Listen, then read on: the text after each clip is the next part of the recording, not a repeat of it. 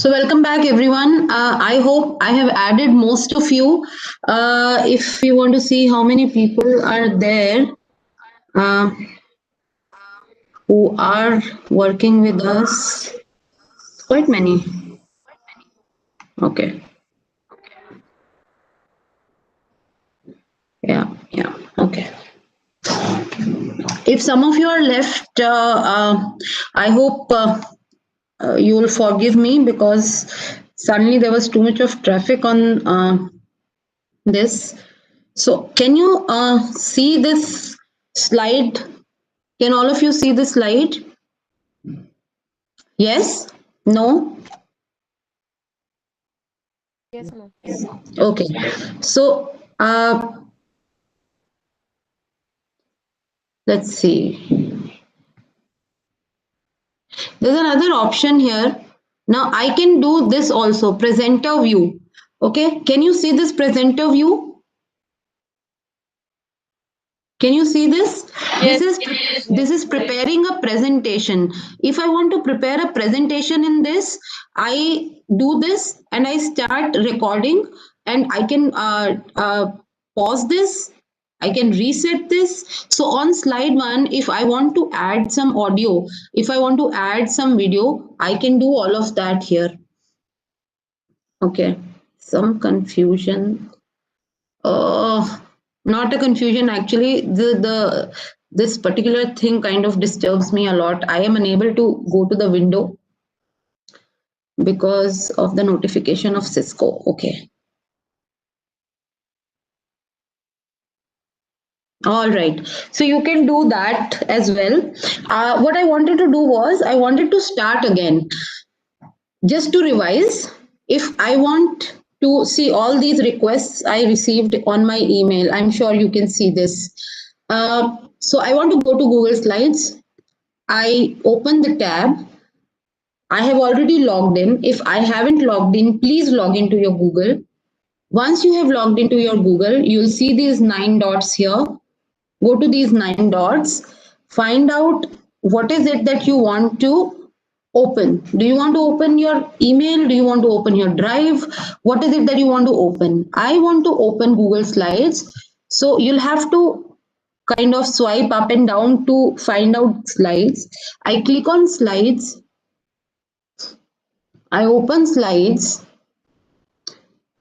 and I see, okay, which one do I need to open? I want to open collaborative Google Slides. I click on this. I have already given access to some of my participants, meaning all the people. Now, if you notice, you will see this here. Red color, purple color, orange, green, blue, white, right? What is this? This means all these people are active on Google Slides.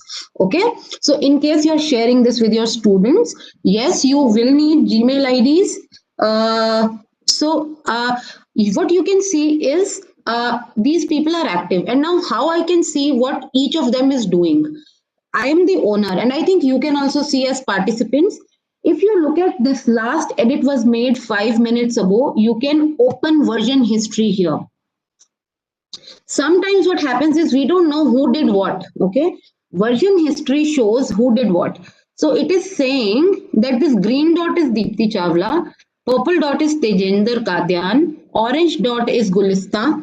These people are actually working right now or have worked on this. Okay, so if I click on Gulista, this is showing mine. Okay,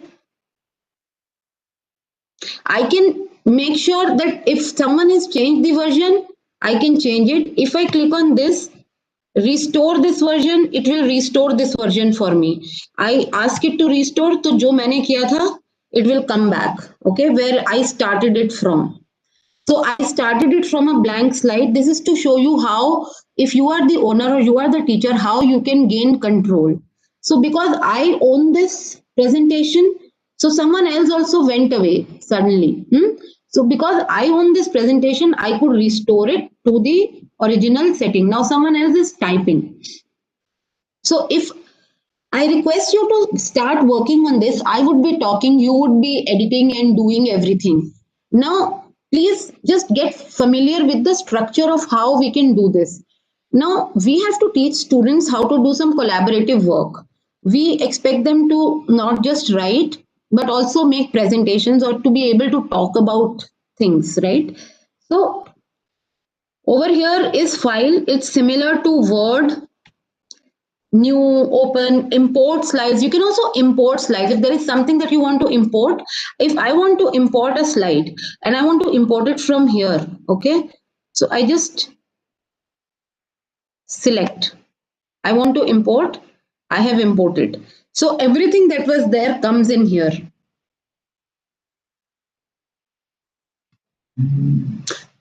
Sorry about that, I clicked it by mistake. This import is interesting because if you already have slides elsewhere, you don't need to write everything. I want to,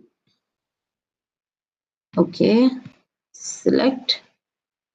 Now, depending on which slide do I want to import. If I want to import this slide, I select it, I import it. Import means that slide will appear. Okay. Now see, we have already received our second slide. Let's just quickly revise. Pre-writing, drafting, revision, editing, publication. Now, if I want to import another slide, let's quickly import another slide. Select.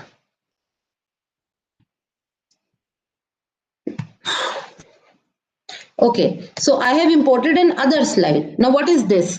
This is the pre-writing or brainstorming activities. I have given you ideas that you can do: Google Doc, Mentimeter, Padlet, and now all of you can change it. So someone has copied it, okay, and I don't know if it is going to be like retyped or anything.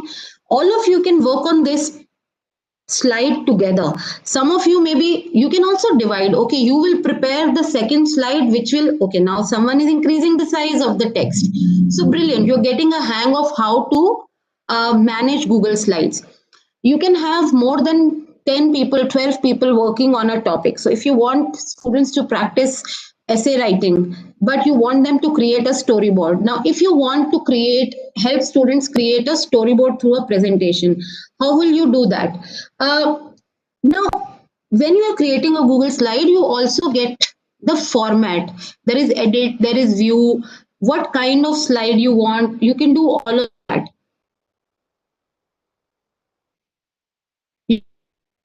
Backgrounds, you can decide what transition you want. So there are tons of things you can do. Now, if I want to add a picture here, I want to add an image. Okay, I want to add image from the computer, from the web. I don't have it on computer, but I want to add it from the web. So I go to search web and I write Wordle, let's say. It will show a lot of options for me. I choose, then I want to make it specific. Wordle for writing skills. Okay, then I search this Wordle for writing skills. Now it is showing me all of this. Now I want to be more specific. Wordle for, let's say, confidence. It is showing me different types of Wordles. Okay, so let's just select this.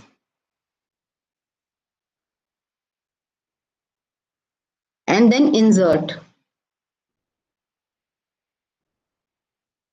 Okay, so please be careful that once you select this, you can work on this, fit it into the first thing is to fit it into the framework that we have given it. You can choose an empty slide as well. As of now, I'm trying to fit it in the framework. Once I put it in the framework, then I can do a right click, and if I want to rotate the image, rotate clockwise 90-degree, I rotate it, and I would get the desired structure of this particular image. Okay, some of you are working on this presentation. I know it is very, very exciting. Aha, someone is changing the size of it. Are you all following till now? Can you all access it? Can you show me a quick thumbs up?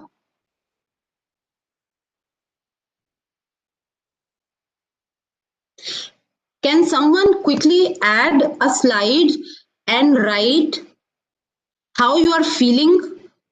Just write it on the slide. The purpose of using this slide is to make sure that we kind of familiarize ourselves with doing different things.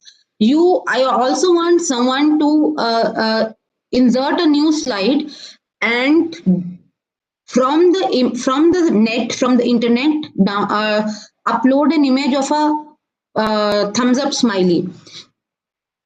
So Jyoti Shokhananda ji has added a comment. Now it's up to the owner. I am the owner. Link to this comment. Now I can resolve it, right?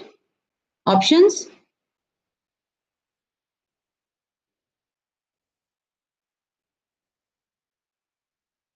Mark as resolved, so it will disappear.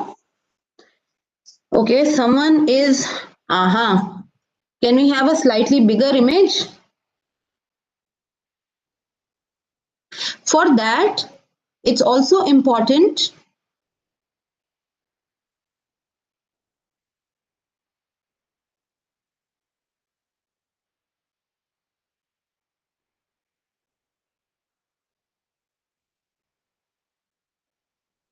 Perfect. Okay. All right. I feel happy. A plus sign. Brilliant. So all of you are getting a hang of what it means to then work on this. Okay, approve.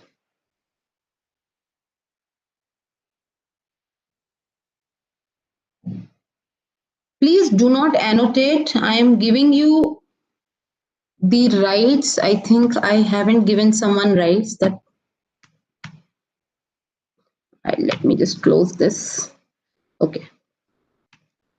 Sushma Rohila ji, I am granting you the access. Just a second, and I think all of you can see how I am going to grant her access. So every time someone requests for permission, so you have to grant individual permissions. So this kind of ensures that this thing is private. Okay. Shaurya ji, you have requested. This is to make sure that whoever is working on your presentation has been approved by you. If you are the owner, nobody can randomly come and change your presentation, right? Okay. Someone has changed the pattern again, which is good. This is what we want all of you to practice. Now if you have to change the background of this slide, can you change the background of this slide, the one in black? Can someone change? Now let's quickly look at some of the options that are available to us. You can insert from this particular place image, text box, audio, video, shape, table, chart, diagram, word art, etc. Great. Someone has changed it. Or you can insert from here. There are tools here as well. So you can insert a text box from here, a picture from here, shapes from here, lines from here. You can add comments. If you want to add comments, you can change background. If you want to change background, you can also choose image. Now what kind of image you want to choose? You want to choose from Google image search. Let's choose. I am looking for something related to Diwali. Now, if I want to put something related to Diwali here, let's say I selected this and I insert this and I say done. So see, you can change the background this way. If you want students to prepare a presentation on Diwali and talk about it, or even write about Diwali, or if you want to prepare a presentation yourself around a certain topic, let's say you want to present a topic which is not about festivals, but in general, you're teaching your students how to write on festivals, right? So over here, there are different festivals that that are celebrated around the world. So you'll have to be a little specific. Festivals of India, Google image. Now, this is also something that you don't want for your presentation. Maybe something more simple, maybe something more, let's say, that denotes festival and yet kind of is more of a simple view that doesn't affect your content. So how do you do that, right? That is something you'll have to decide. So let's say हमारे यहाँ पे हर त्योहार में मिठाई खाई जाती है, तो एक मिठाई की फोटो ले लेते हैं, इंसर्ट कर देते हैं, done. So festivals can be connected to your sweets as well. Someone else has changed this. Okay, great, wonderful, different designs. Someone has inserted this particular image. Great.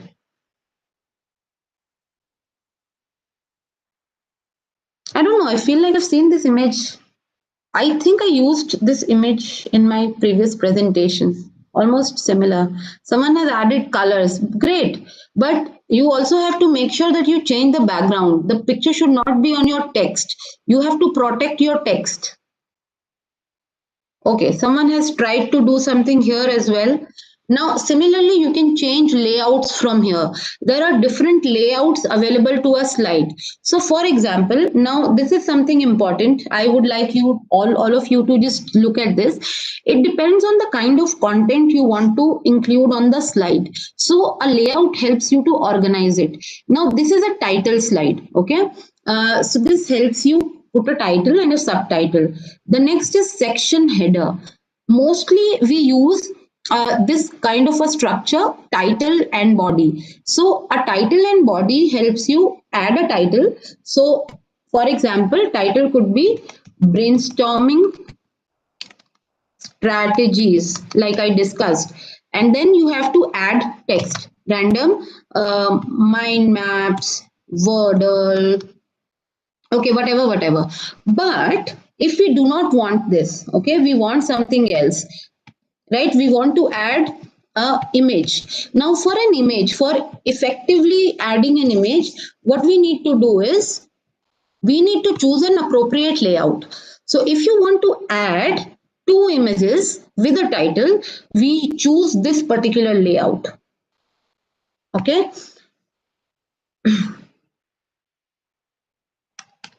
Writing practice. Okay, now over here, I want to add an image, insert image. Now I'm going to choose an image from my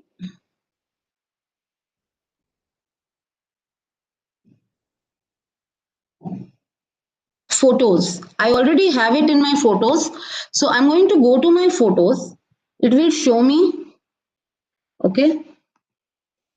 Now let's look at different activities that we can include for grade 10 students. Like I discussed with punctuation. Now if I choose this particular image, okay, again I need to restructure it,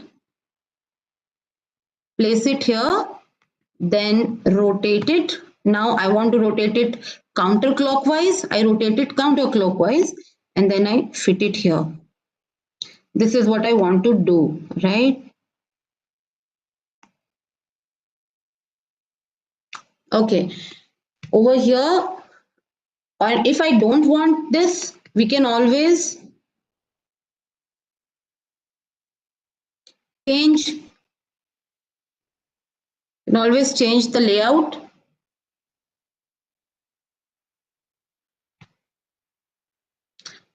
We can always undo this. Oh, sorry, cancel. Okay.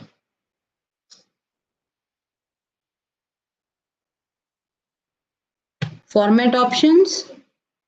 You want to change the format of this? You can change the format of this. What kind of, so this is something that you can explore on your own also. If I want to provide something like this, okay, increase it, etc., I can do all of this. So see, I've created a reflection kind of an image here. I don't want to do it. I select this slide and I edit.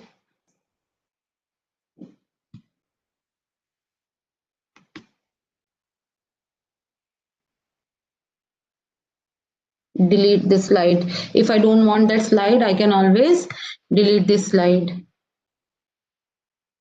Okay, now in this particular slide, I want a different layout. Okay, if I want this particular layout, it's a blank slide, and now I want to insert an image. I go here, I search the image on my photos.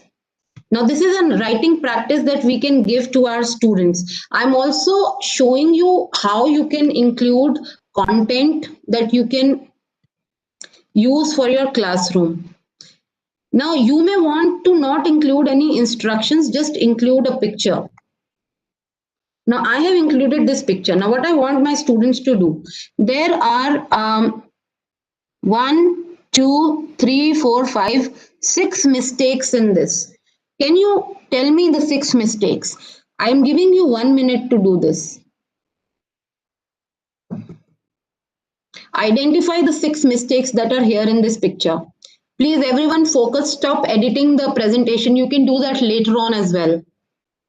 Look at some of the activities that you can do through your presentations while you are working online. Okay, so the first can you please identify? I know the mistakes have been highlighted, but what is the mistake here? Can you please tell me that? It should be I am a student. Okay, so the problem here is that the student has not given spacing, the correct spacing between two words. The problem is spacing is the issue. Correct? This is resolved. Okay, second, quickly. What is the second mistake?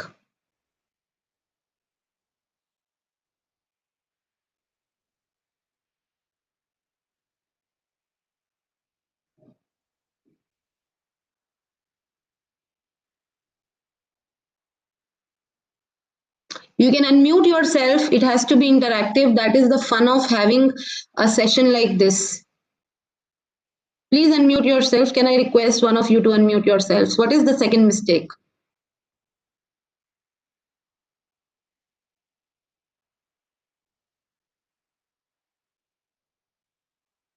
The second mistake here is that the difference between the size of a capital and a small letter is negligible or not there.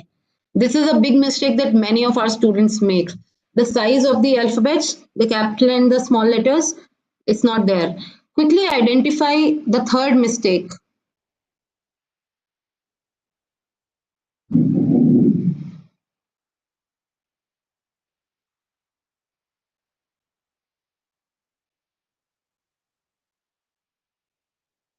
Quickly identify the third mistake. What is the third mistake?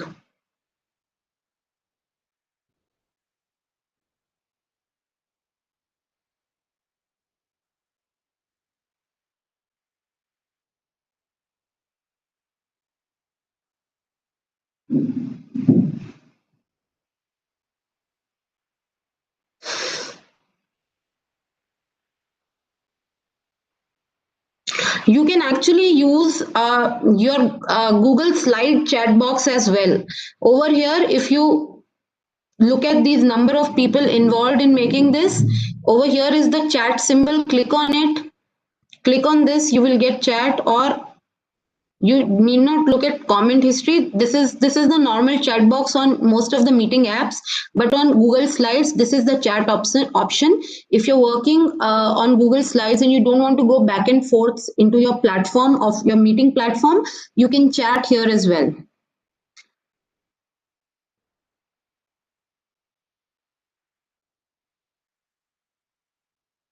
We are supposed to teach this to our students, and as teachers we need to know answers to this. Can you quickly tell me the answers? If we do not provide an answer to this, what are we going to teach our students? Let's quickly answer this. This has also been sourced from an Oxford book, by the way.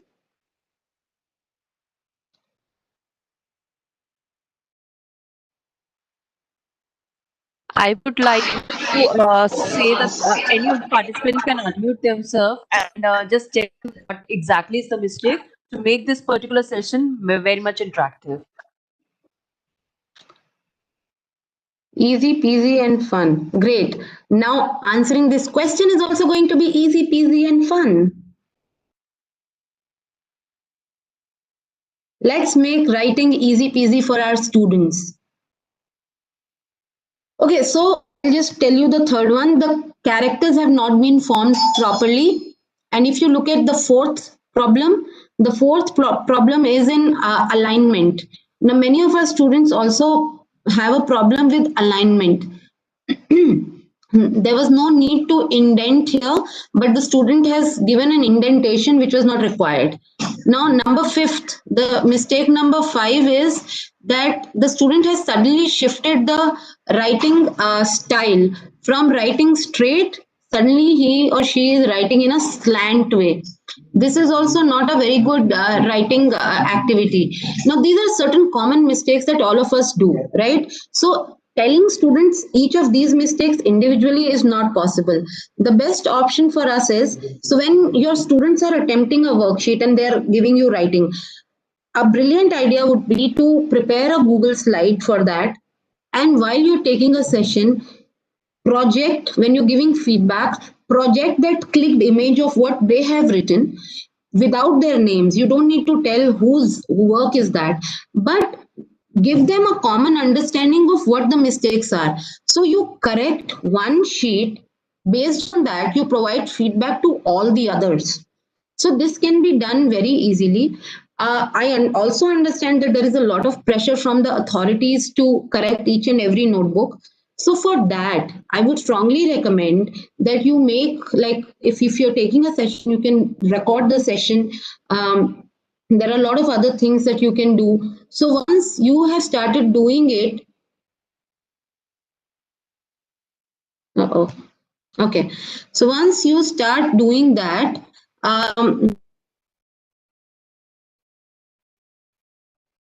feedback for all students. So make sure you do that. Now, another very interesting topic that is to be taught to our students, and I'll quickly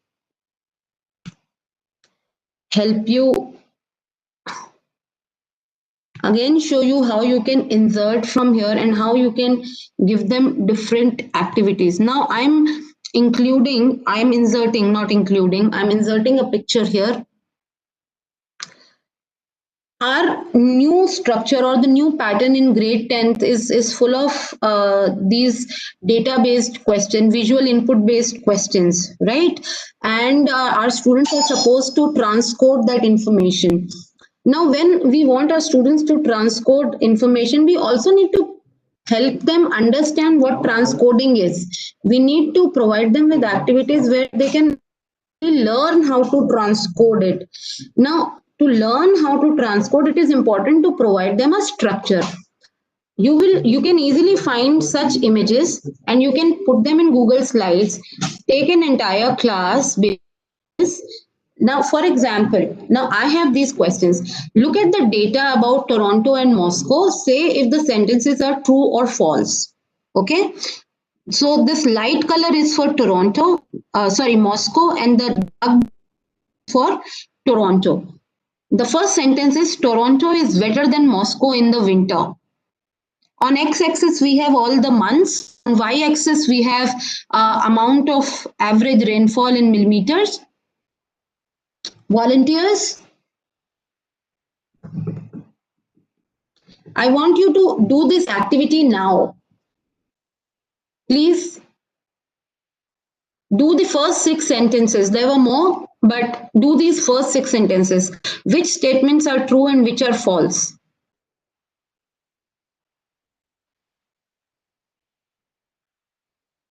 Let's just do the first 3. Let's just do the first 3. I would request request some of you to unmute yourselves.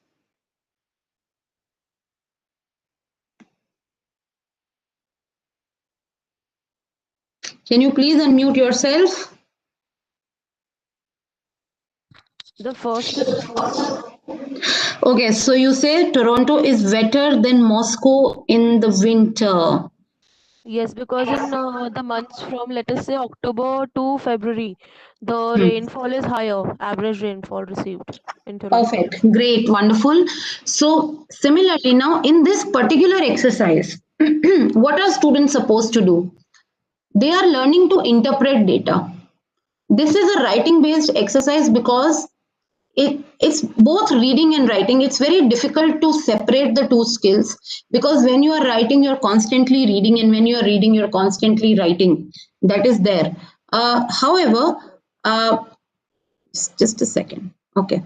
However, when we want to teach them to write anything based on this graph structure, right, we need to give them indicators. Lot of students will face problem in writing the analytical paragraphs they're supposed to write using data or even interpretation of data. Second question in the reading section in board exams is going to be based on tabular form of data representation, the factual question. I have one question. Has anyone discussed with you the changed pattern of grade 10, and are you all taking, any of you are taking grade 10 classes, and are you familiar with the pattern of the grade 10, the changed Yes, structure?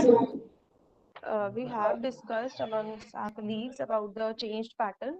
The thing that we find a bit difficult is how to introduce it to the students because they have not been doing data interpretation questions before this. Yes, yes. So So it this becomes is a bit difficult. right. So that's what we are trying to figure out here. In this particular image, you will see there is data and there are certain sentences which are true or false. Now, what you need to do is think of simple activities and maybe slightly simpler data than this. I have shared this image based on Toronto and Moscow, and knowing the mental level of my participants, right? If I give this image to my students, it might be difficult for them to comprehend and quickly do all the 5 6 sentences. So what do I do? Either I create simple tabular data, and based on it maybe 4 5 sentences which can help the student identify information and start discussing and teaching them, whether through presentation. Now it's also important that either we share with them a presentation or we create. You can use Google Slides to create a graph as well, or a Google Doc, or you just create it on a page, click the photo and put it there, or you look at examples on internet. Honestly speaking, creating this is easier than finding examples. Also, you can help students look in their maths textbooks of grade 9th and 10th. There is statistical representation of data. You can collaborate with mathematics teachers and find out some simple questions from their mathematics textbooks themselves and put it in the presentations, so that you can also provide them with the opportunity of integrating the two subjects, understanding that mathematics also requires the use of language, even if it is in Hindi medium. Even if it is in Hindi medium, you can help them by translating it and providing them opportunities to experiment with language therein. When you introduce this through this method, they would be able to do it in a better way. So using ICT to introduce such things can be interesting. Once you have taught them to do true or false, now you can also help them. I'm just removing this and adding another image from my photos. Okay. You actually introduce them in interpreting tabular form of data as well. Ma'am, I would like to say something. Yes, please. Vidu this side. Actually, when I introduced this topic, analytical paragraph writing, to my students, I began with Hmm. two things. The first question I gave was a box with hints, and they had to Okay. write a paragraph based on those hints. So that was the easiest thing because they have done story writing also in this way. Okay. and I found that they were more comfortable in being able to identify pie charts. So like Hmm. one of the questions that I gave them was write the importance of using public transport, or maybe using for example school bus for safer Hmm. travel. So I gave them a Hmm. pie chart with how many students go on foot, how many use public transports, how many carpool. So that kind of data they were able to write down. Okay. Obviously there were grammatical errors, but they were able to make very simple sentences, like this Right. much percent of students use this, and so it was easy. At least half of the paragraph was written by them. Okay. Okay, great, wonderful. Now, if you want to really incorporate these things, and if you want to use Google Slides to do that, if you look at insert here, I'm just typing all the chart. Okay, so I want a bar chart. This will insert. Now, I want to change this. Obviously, how do I change it? I need to. Okay, so yeah, this has to be edited in sheets. This has to be edited in sheets. Maybe if you want to sort of, you would need to provide some data. Uh, it will be easier if you're using Google Slides. There are similar, so similarly, we have Google Docs and Google Sheets as well. We are not taking Google Docs and Google Sheets because we wanted to understand the format of Google Slides. As of now, for uh, coming back to analytical paragraphs, I want to resolve this for you. Most probably, you would be getting data in tabular form or bar graphs as well, but probably bar graphs would be the most common, or tabular form of data will be there. Based on that, they would be asked to write an analytical paragraph. Now, to help students prepare or get prepared with this is provide them with simple visual input using different methods. So whether it is through slides, whether it is through simple images, you can use different types of visual input. And once you have used those visual inputs, you can start by comparing just two things. Okay, so two brothers, year one. So plot it on a graph. Help them understand how a graph is made. Maybe start with a story, and based on that of two brothers. Okay, every year they grew in height. Every year the elder brother and the younger brother. Then there came a year, 2015, let's say 2015, where the younger brother suddenly had a growth spurt and he grew 5 inches taller, and the elder brother only grew 1 inch taller. And then eventually they were nearly the same height or something like that, some story. They'll be able to, when children listen to a story or read a story, they are also able to put it in visuals. The same thing, once you have told your story, then perhaps you can put it in the form of a graph. They'll be able to connect the written text with the graphical representation of data, and they will find it more comfortable to look at the graph and then convert it into the text. What is happening is our students have never been taught of converting text into graph or converting graph into text. So, what are they more familiar with? There may be some students who are more familiar with input. So, for those students, maybe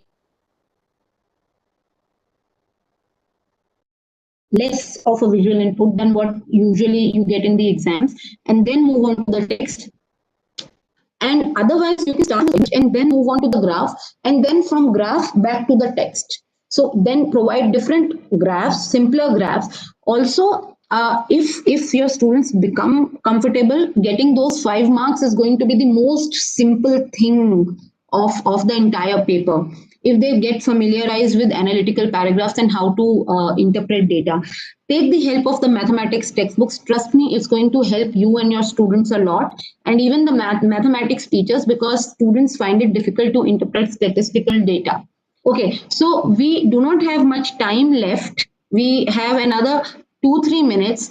Are you all familiar with two things? One, some writing strategies like brainstorming and how you can do brainstorming. Uh, then, are you familiar with the process of writing? And are you feeling a little more confident about using Google Slides? Can you quickly respond to these three questions? the process of writing certain strategies and activities you can do to help them write paragraphs and do brainstorming exercises, and Google Slides in general, using, preparing, collaborating on Google Slides in general. Are you feeling more confident? Okay, positive to all three. Positive to all three. Great. Great.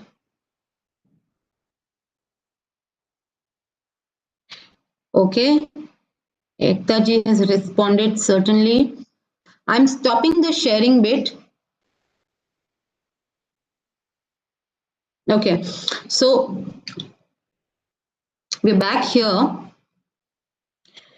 I hope you all are feeling confident.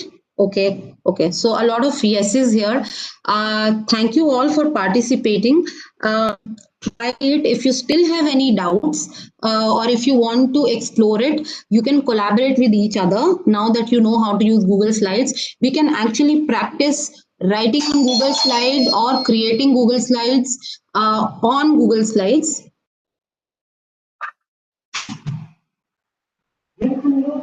Okay.